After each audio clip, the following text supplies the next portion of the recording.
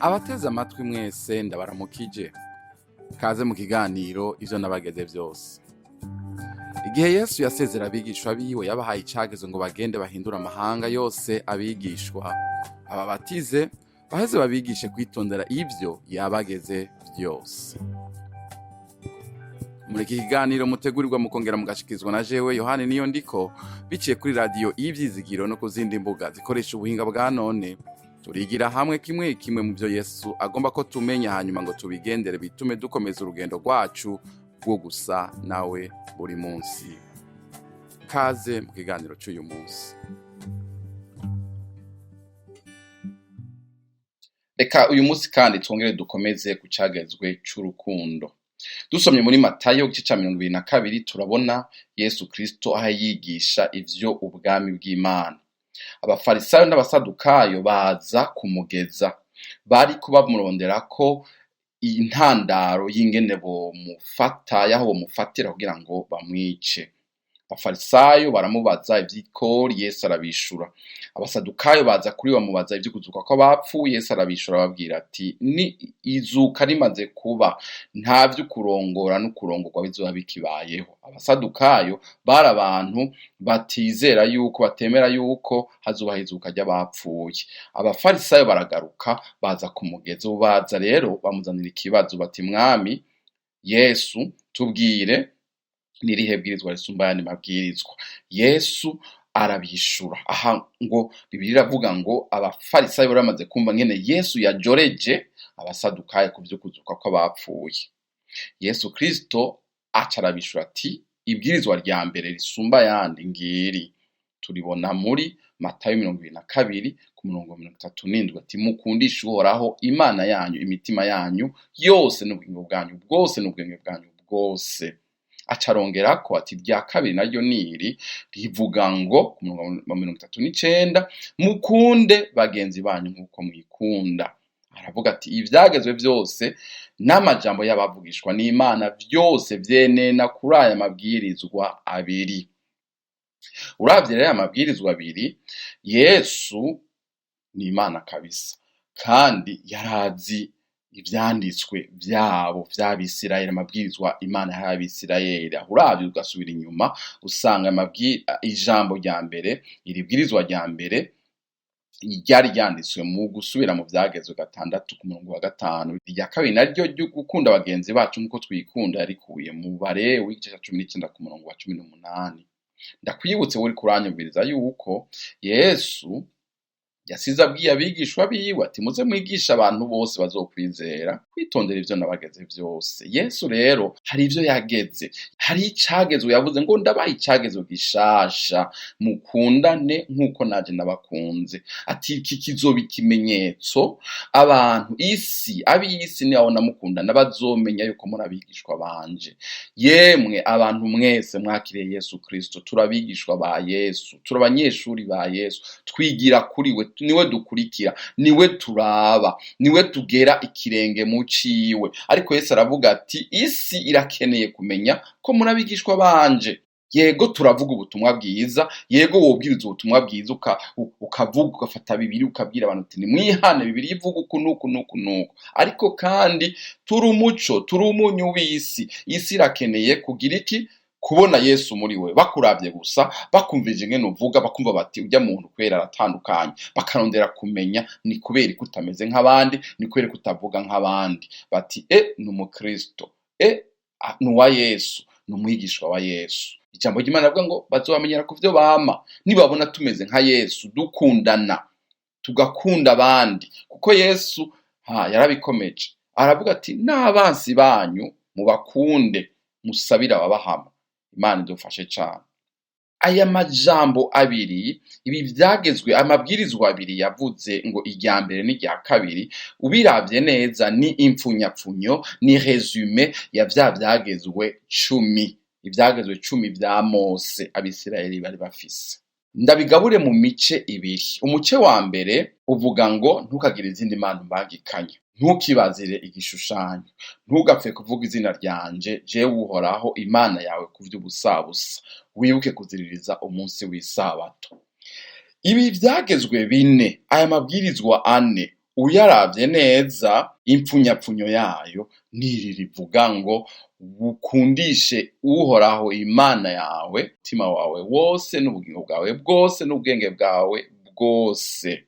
Nukuvuga ibi vyagezwe bine bivuga ku kuntu twebwe abantu tugenda ku Mana canke ubucuti buri hagati yacu n'Imana. Umugwi wa kabiri nawo kuva kw'ibwirizwa rya gatandatu rivuga ngo ntukice, irikurikira ngo ntugasambane, irikurikira ngo ntukibe, irikurikira ngo ntukagirize ibinyoma mugenzawe, irikurikira ngo ntukifuze iki inzu ya mugenzawe, umugore wa mugenzawe, umuguranokazi wa mugenzawe, inka ya mugenzawe, indogoba ya mugenzawe canke ikintu na kimwe ca mugenzawe. Aya mabwirizwa uko ari atandatu uyaravye Imana yari kwibwira Abisirayeli, ibwira abantu uyu munsi yabibwira wewe na jewe, ingene jewe na wewe umuntu n'uwundi tubana dufatana. Ubwa mbere ubahe so na nyoko, hanyuma ntukice, ntugasambane, ntukibe, wowe kwagiriza inyuma mugenzawe.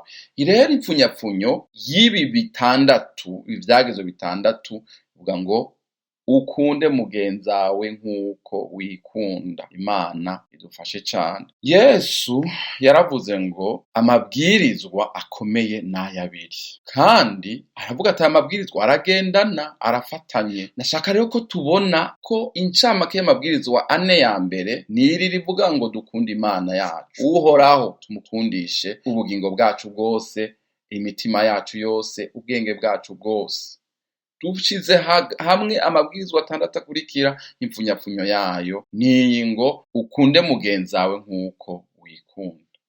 Imana idufashe cane. Muhora mwumva abantu bavuga ngo ivyo nivyo mw'isezerano rya kera, ngo ivyo ntibikituraba, ngo Yesu yaraje. Ariko murabone ko Yesu ubwiwe hano niwe yafashe ivyo mw'isezerano rya kera arabizana, aravyerekana, abishira hamwe. Aravuga ati urukundo ikintu gikomeye cane.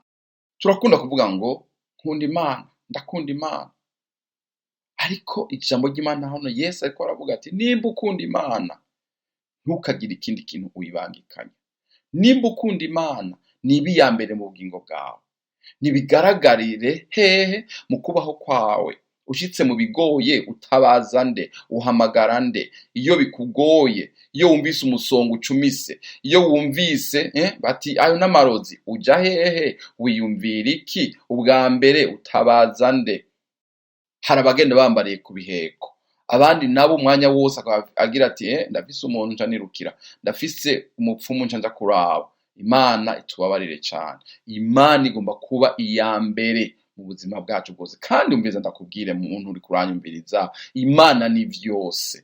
Yizeye uyizigiye izokubera vyose, ntaco uzoyiburana na kimwe. Imana idufashe cane. Bibiliya nimwe kuva ku ntango gushika ku musozo, kuva muri isezerano rya kera gushika isezerano rishasha rihere, ni ijambo ry'Imana, ni rimwe. Kubahiriza igihe Imana yashinze cyo kuruhuka no kwibuka izina ryayo ryera. Bibiliya iratubwira ngo Imana yaremye vyose kuva ku wa mbere gushika ku munsi wa gatandatu, hanyuma ngo iraruhuka ku munsi w'indwi, ngo uwo munsi iraweza. Kiravuga iti mwubahirize, mwitondere uwo munsi w'akaruhuko witwa ngo ni isabato. Reka mvuge yuko mu Bayuda n'uyu munsi, umunsi w'isabato barawubahiriza, utangura ku wa gatanu ku mugoroba ukarangira ku wa gatandatu ku mugoroba.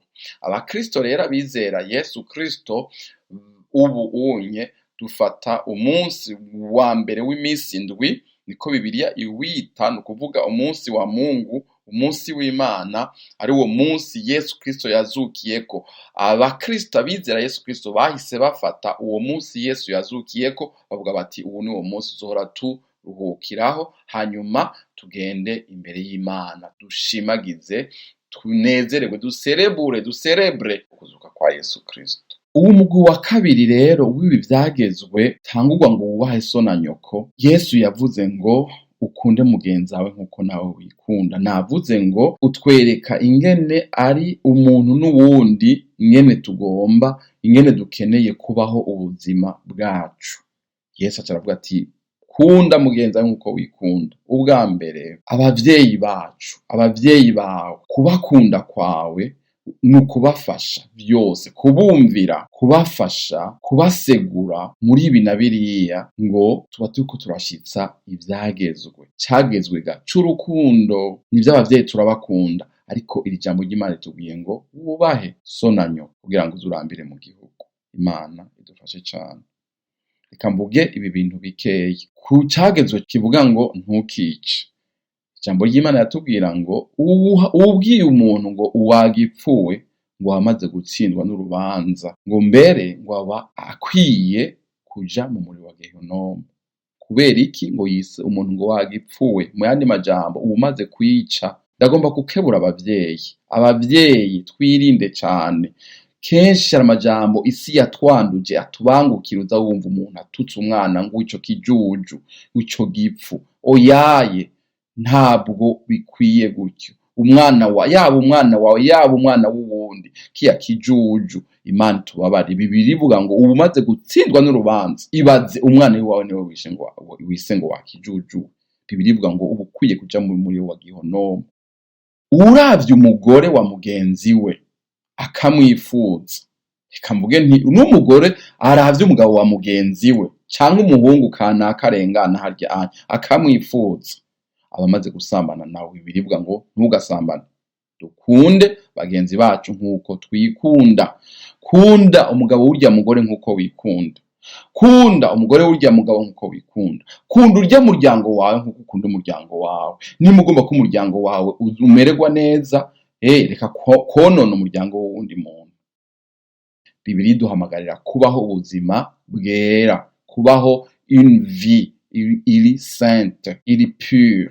Ugiye kwiyumvira rero kuri iki jambo rya ntugasambane, ukatahura yuko Yesu Kristo yavuze ngo ukunda mugenzi we ntiyoja konona urugo rwiwe. Naho n'abasambana abatarubaka, Bibiliya iravuga ngo ntugasambane. Baba bubatse, baba batubatse, abatarubaka, buri muntu wese asambana aba adakunze mugenzi we. Bibiliya ivuga ngo ntugasambane. Ikintu cose kitari mu vy'Imana ishaka, kidakozwe mu rutonde rw'Imana, cose kivuga ngo ntiwakunze urya muntu. Nta makuru ntamwe bavuga ngo twe turakundana, twebwe turabasheri. Abana gatoya, Bibiliya iri clair kandi bivuze neza, ntabwo wamukunze kuko hari umwiciye ubuzima bwiwe. Hari abantu babana bagakundana ariko umwisho ntibagire mariage, ugasanga waramwiciye ubuzima bwiwe. Ugasanga abagabo bagiye gusambana n'abana batoya bakabononera ubuzima bwabo. Yewe ukunde mugenzi wawe nk'uko wikunda. Kwifuza, ngo umaze kwifuza umugore wa mugenzi wawe gusa, ngo umaze gusambana nawe. Kandi yavuze ngo ntukifuze inzu ya mugenzi wawe cyangwa ikintu cose, ikintu na kimwe ca mugenzi wawe, umugore wiwe, umugabo wiwe, canke umwana we, canke inka yiwe, canke indogoba yiwe. Senga Imana. Imana izoguha umugisha, Imana izoguhezagira, Imana idufashe cane. Nuko rero Bibiliya iravuga ngo udakunda mwene se wundi, gukunda Imana kuba kuri muri we. Kandi Yesu arakomeza aravuga ngo nimwankunda muzokwitondera ivyagezwe vyanje. Hanyuma nk'uko nabivuze, aravuga ngo icagezwe gishasha ndabahaye, mukundane nkuko naje nabakunze. Bose bazomenya ko muri abigisha banje nibabona mukundana. Imana idufashe. Bibiliya iravuga, Paulo aravuga ngo urukundo rurihangana. Yewe wihanganire mwene so wundi, wihanganire urya muntu, naho barakugiriye nawe umwihanganire. Ngo rugira neza, ugirire neza abandi bose.